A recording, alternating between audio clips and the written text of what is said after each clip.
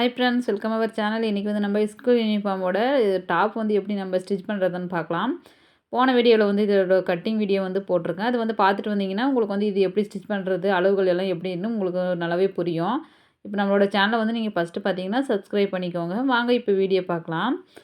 நம்ம இந்த சின்ன சின்ன துணியெல்லாம் வந்து ஸ்டிச் பண்ணி வச்சுக்கலாம். நான் வந்து ஃபஸ்ட்டு இப்போ கை வந்து ஸ்டிச் பண்ணிட்டேன்.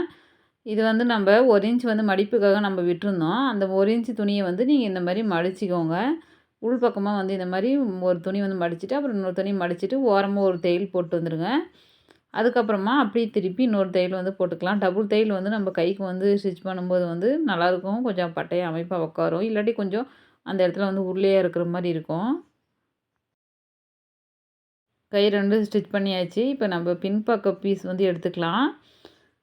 இதில் வந்து நம்ம இந்த மாதிரி கிராஸ் பீஸ் எடுத்து எப்படி கழுத்துக்கு ஜாயின் பண்ணுறதுன்னு பார்க்கலாம். நம்ம கழுத்துக்கு வந்து எப்பயுமே கிராஸ் பீஸ் தான் இந்த மாதிரி எடுக்கணும்.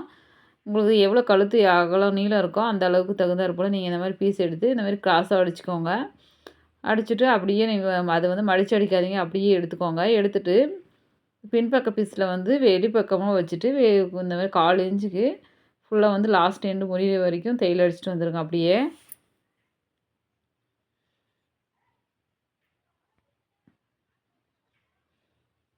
இப்போ இந்த இடத்துல சின்ன சின்னதாக கட்டிங் கொடுத்துருங்க, கிராஸாக. இந்த கட்டிங் வந்து எதுக்காக கொடுக்குறதுனா, இழுத்து பிடிச்ச மாதிரி இருக்காது. நல்லா இந்த மாதிரி கட்டிங் கொடுக்கும்போது கழுத்து அமைப்பாக உட்காரும், அதுக்காக தான். அப்புறமா அந்த இன்னொரு வந்து இந்த பீஸை வந்து அப்படியே எடுத்துகிட்டு இந்த உள் பக்கமாக மடிச்சுட்டு அப்படியே ஓரமாக ஒரு தையல் போட்டு வந்துடுங்க.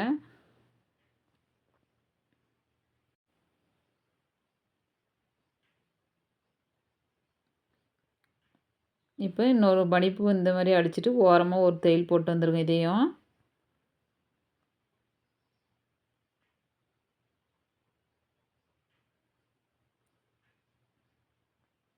அப்புறமா திருப்பி இந்த மேலே உள்ள பீஸெல்லாம் கட் பண்ணி எடுத்துகிட்டு இதுக்கும் வந்து டபுள் தையல் போட்டுக்கோங்க. இதுக்கும் கழுத்துக்கிட்ட வந்து ஓரமாக போடுங்க. இந்த மாதிரி டபுள் தையல் போடும்போது கழுத்துக்கிட்ட வந்து அமைப்பாக உட்காரும், அதுக்காக தான். இப்போ நம்ம பின்பக்க பீஸ் வந்து ரெடி ஆயிடுச்சு. இப்போ முன்பக்க பீஸ் வந்து நம்ம எப்படி நம்ம கழுத்துக்கிட்ட இதையும் அடிக்கிறதுன்னு பார்த்துக்கலாம். இதுக்கும் அதே போல் சின்னதாக பீஸ் எடுத்துக்கோங்க. இது வந்து நம்ம கிராஸ் பீஸ் எடுக்கிறதில்ல, அது மேலேயே இது வந்து வச்சுட்டு நம்ம வெளிப்பக்கமாக வந்து உள்பக்கம் போகிற மாதிரியும், உள்பக்கம் வந்து வெளிய பக்கம் வர மாதிரியும் வச்சுட்டு, இதுக்கும் ஓரமாக 1/4 இன்ச்சுக்கு ஃபுல்லாக லாஸ்ட் இந்த மூளைக்கிட்டையெல்லாம் கரெக்டாக ஊசி எடுக்காமல் அப்படியே குத்திட்டு அப்படியே தையல் அடிச்சுட்டு வந்துடுங்க. ஊசி வந்து வெளியில் எடுக்கக்கூடாது. அப்புறமா இந்த பீஸ் நடுவில் உள்ள கழுத்து பீஸை வந்து இந்த மாதிரி கட் பண்ணி எடுத்துட்டு, அந்த கூர்மையான இடத்துல வந்து பாருங்கள் இந்த மாதிரி சின்ன சின்னதாக கட்டிங் அதே போல் கொடுத்துருங்க. கொடுத்துட்டு அப்படியே ஆப்போசிட்டில் திருப்பிட்டு ஒரு ஒரு 1 1/2 இன்ச் 2 இன்ச் இருக்கிறது போல் பீஸை விட்டுட்டு அப்புறமா இந்த மாதிரி கத்திரிக்கோலால் இந்த மாதிரி கட் பண்ணி எடுத்துக்கோங்க. கீழே உள்ள துணியை வந்து கட் பண்ணிடாமல் மெதுவாக பார்த்து கட் பண்ணுங்கள். இப்போ கட் பண்ணி எடுத்ததுக்கப்புறமா அந்த துணியை வந்து ஒரு 1/2 இன்ச்சுக்கு வந்து மடித்து அடிச்சுக்கோங்க. நம்ம வி ஷேப் எப்படி இருக்கோ அதே மெத்தடில் பார்த்து கரெக்டாக அந்த துணியவும் அதே மெத்தடில் மடித்து அடிச்சிருங்க.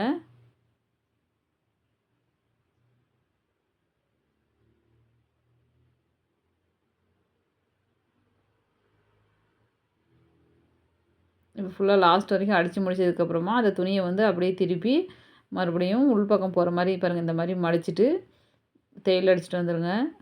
இது வந்து நம்ம எம்மிங் கூட பண்ணிக்கலாம், தையல் வேணுன்னா கூட தையல் அடிச்சுக்கலாம். இவங்க வந்து கோட்டுக்கு தான் இந்த சுடிதார் டாப் வந்து கேட்டிருக்காங்க, அதனால் நான் வந்து தையல் தான் அடிச்சிருக்கேன். ஏன்னா கோட் போடும்போது உள்பக்கமாக மூடிடும். நீங்கள் இல்லை எம்மிங் வேணும்னு தேவைப்பட்டுச்சுன்னா கூட எம்மிங் பண்ணிக்கலாம்.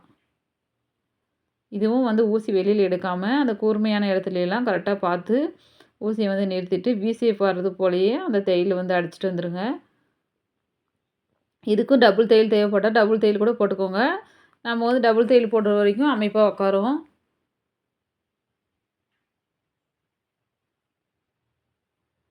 அவ்வளோதாங்க. நம்ம முன்பக்கமும் பின்பக்கம் பீஸ் 2 பீஸுமே ரெடி ஆயிடுச்சு. கையும் வந்து நம்ம ஸ்டிச் பண்ணி வச்சாச்சு. இப்போ வந்து நம்ம எல்லாம் ஜாயின் பண்ணிக்கலாம். ஷோல்டர் 2 வந்து ஒன்றா வர்ற மாதிரி வச்சுட்டு நாங்கள் வந்து ஜாயின் பண்ணிடுங்க. நான் வந்து கழுத்து பீஸ் பின்பக்கம் அடிக்கிறதுக்கு முன்னாடியே நம்ம வந்து ஷோல்டர் ஜாயின் பண்ணிவிட்டு கூட நம்ம வந்து பின்பக்க பீஸ் அடிச்சிருக்கலாம். நான் வந்து ஓரலக் அடிக்கிறதுனால நான் வந்து எல்லாம் ஸ்டிச் பண்ணதுக்கப்புறமா ஜாயின் பண்ணுறேன். நான் வந்து இதில் ஜாயின் பண்ணுறதுக்கு முன்னாடியே கூட நான் ஷோல்டர் இப்போது ஜாயின் பண்ணுற வீடியோ ஏற்கனவே ஒன்று போட்டிருக்கேன். நீங்கள் வேணால் தேவைப்பட்டால் அது வந்து பாருங்கள். இப்போ நான் ஓரலக் அடிச்சுட்டு வந்துட்டேன். இப்போ ஓரலக் அடிச்சுட்டு வந்துட்டு நம்ம ஷோல்டர்கிட்ட வந்து ஒரு தையல் போட்டுக்கலாம். இது வந்து ஸ்கூல் யூனிஃபார்ம் மட்டும் தான் இந்த மாதிரி தையல் போடணும். நார்மல் சுடிதாருக்கெல்லாம் இந்த மாதிரி தையல் போடக்கூடாது.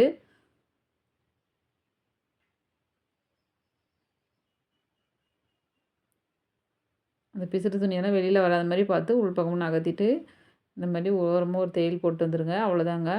இப்போ வந்து நம்மளோட ஸ்லீவ் வந்து இப்போ நம்ம ஜாயின் பண்ணலாம். கரெக்டாக ஸ்லீவ் நடுவில் வந்து நம்ம கட் பண்ணி வச்சுருக்கோம்ல, அந்த கட்டிங்கில் வந்து கரெக்டாக பின்பக்கமாக ஒரு 1/4 இன்ச்சுக்கு எல்லாம் தையல் அடிச்சுட்டு வந்துருங்க. அதுக்கப்புறம் மறுபடியும் ஆப்போசிட்டில் திருப்பி தையல் அடிங்க. இந்த மாதிரி நம்ம வந்து தைக்கும்போது துணி வந்து அந்த பக்கம் இந்த பக்கமாக அதிகமாக ஒரு பக்கம் அதிகமாக ஒரு பக்கம் கம்மியாக வரும். அதெல்லாம் வராது. 2 பக்கமும் ஒரே அளவு கரெக்டாக நம்மளுக்கு ஃபினிஷிங் வந்து கரெக்டாக இருக்கும். பிரிக்கிற வேலைலாம் இல்லை. அப்படி நம்ம வந்து ஸ்டிச் பண்ணும்போது நம்மளுக்கு ஈஸியாக இருக்கும். இப்போ அப்படியே திருப்பி இன்னொரு தையல் போட்டு வந்துருங்க. அவ்வளோதாங்க. ஸ்லீவ் வந்து சீக்கிரமாக வந்து ஜாயின் பண்ணிடலாம். இந்த மாதிரி நீங்கள் வந்து ஜாயின் பண்ணும்போது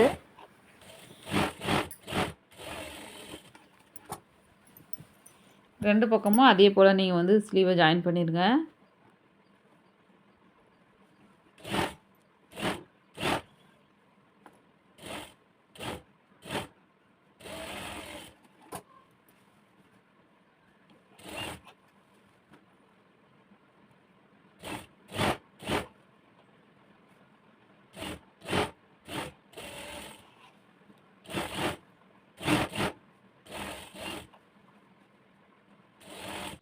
இப்போ நம்மளோட ஸ்லீவ் 2ம் ஜாயின் பண்ணியாச்சு. இதுக்கப்புறமா நம்ம இது ஓவலாக் அடித்து எடுத்துகிட்டு வந்துடுங்க. ஓவலாக் இல்லாட்டி கூட அப்படியே கூட நீங்கள் வந்து தைச்சிக்கலாம்.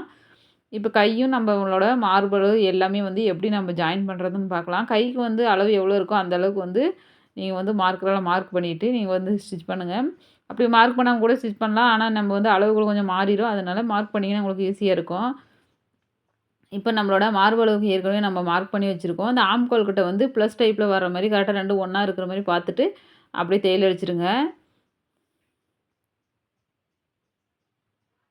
போய்ட்டு ஓப்பன் கிட்ட வந்து நிறுத்திட்டு அந்த இடத்துல வந்து ரப் அடிச்சுட்டு மறுபடியும் அப்படியே திருப்பி வந்து இன்னொரு தையல் போட்டுருங்க. மொத்தம் 3 தையல் போடணும். நம்ம வந்து இப்போ டபுள் தையல் போட்டுக்கலாம். அதுக்கப்புறமா இன்னொரு தையல் போட்டுக்கலாம். இந்த ஆம்கோல் கிட்ட இந்த கைக்கிட்ட வர்ற துணியெல்லாம் வந்து சைடில் உள்ள துணியெல்லாம் இந்த மாதிரி கட் பண்ணி எடுத்துட்டுங்க. இப்போ இன்னொரு பக்கமும் அதே போல் நீங்கள் வந்து ஜாயின் பண்ணிடுங்க. சுடிதார் டாப் தைக்கிறது ரொம்பவே ஈஸி தான். கண்டிப்பாக ட்ரை பண்ணி பார்த்துட்டு எனக்கு வந்து எப்படி நீங்கள் வந்து கரெக்டாக உங்களுக்கு வந்துச்சான்னு சொல்லி கமெண்ட் பண்ணுங்கள். அப்புறம் மார்பளவு வந்து எந்த அளவு இருக்கோ அந்த அளவு எப்படி இருக்குன்னு பார்த்து இன்னொரு சைடு கரெக்டாக அந்த இடத்துல வந்து நீங்கள் மார்க்கெல்லாம் கூட மார்க் பண்ணிக்கோங்க. இல்லாட்டி உங்களுக்கு தெரிஞ்சிச்சுன்னா அந்த இடத்துல வச்சுட்டு அப்படியே ஸ்டிச் பண்ணிவிட்டு ஓப்பன் வர இடத்துல வந்து அந்த பக்கம் எப்படி நீங்கள் அடிச்சிங்களோ அதே மெத்தடில் இந்த பக்கமும் இன்னொரு தையல் வந்து போட்டுருங்க. போட்டுட்டு சைடில் உள்ள துணியெல்லாம் கட் பண்ணி எடுத்துக்கோங்க.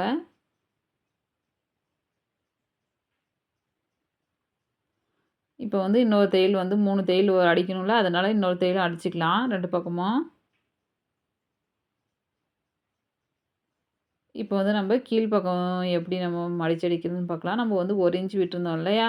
அந்த 1 இன்ச்சுக்கு வந்து நம்ம வந்து உள் பக்கமாக ஒரு 2 மடிப்பு மடித்து இந்த மாதிரி தையல் அடிச்சுட்டு வந்துடுங்க.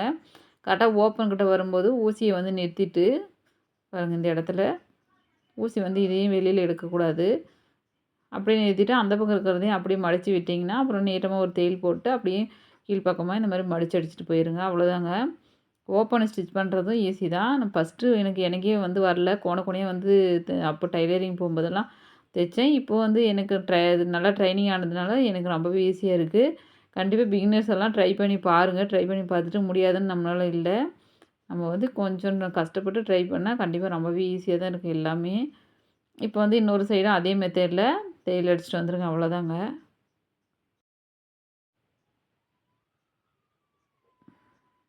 கீழ் மடிப்பு சுற்றளவு வந்து நம்ம தைக்கும்போது முன்னாடியே வந்து அளவு சரி துணியெல்லாம் கரெக்டாக இருக்கான்னு பார்த்துட்டு அடிச்சுட்டு வாங்க. இந்த இடத்துல வந்து ஊசியை வந்து தனியாக எடுத்து தையல் அடிச்சுட்டு அடிக்காதீங்க. இந்த மாதிரி ஊசியை வந்து நிறுத்திட்டு அப்புறமா தையல் அடிங்க. அப்போ தான் ஃபினிஷிங் வந்து பார்க்க அழகாக இருக்கும். நம்ம வந்து இதுக்கும் வந்து ஓரமாக இன்னொரு தையல் அடிச்சுக்கலாம்.